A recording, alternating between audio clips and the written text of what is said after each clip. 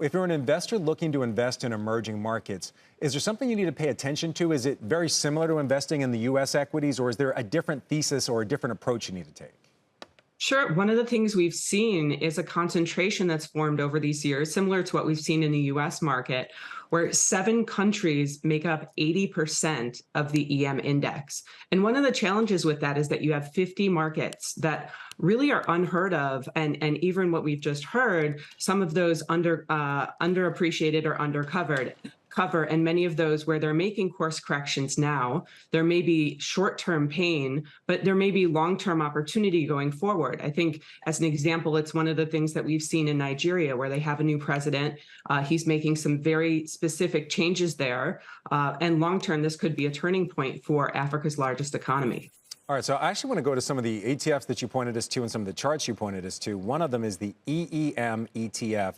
That's the MSCI Emerging Markets ETF, actually underperforming the S&P so far this year. But you say there's a lot of opportunity. And the thing that you're pointing to is the country dispersion within this ETF. So we're going to show a chart of this country dispersion, highest level since about 2005. Explain why that's important for investors. Well, it's one of the things that's really come back, and a focus on active management again. So this is a very significant dispersion number. The difference between the best and worst performing market is running at 88% now. And one of the things that's overshadowed emerging markets is the underperformance of China. So over the last year, China being the worst performing market, down 17%, it's dragged that index down to only performing 1.8% over the last year. But you have markets like Greece that are up over 70%.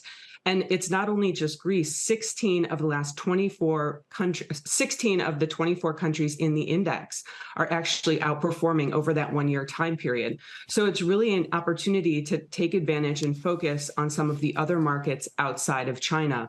We're even seeing a rise of EMX China products, so people can focus on some of these and not be dragged down by that 30% weight that China makes up in the index. Okay, you're also looking at Southeast Asia right now. What makes that area so attractive for investors in your mind?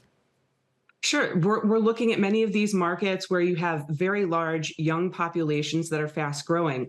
It's one of the areas of the world, too, where digitization is really making a significant change in terms of these populations.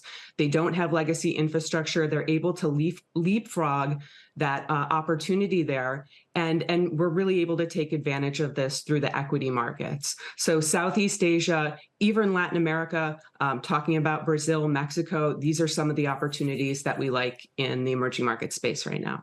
Okay. You mentioned Mexico as well. Is that partly tied to some of the nearshoring that we're seeing? What's making that so attractive? Because, you know, while it isn't the U.S. economy, it's still in North America. It's part of so many trade agreements. So it's not something that I think of as a traditional emerging market. Sure. It's the nearshoring, friendshoring. There's a real opportunity there when we're looking at supply chains that clearly have been in real focus over the last couple of years with COVID, with some of the trade agreements that you've even highlighted. We do think that that's one of the opportunities that we see in Mexico.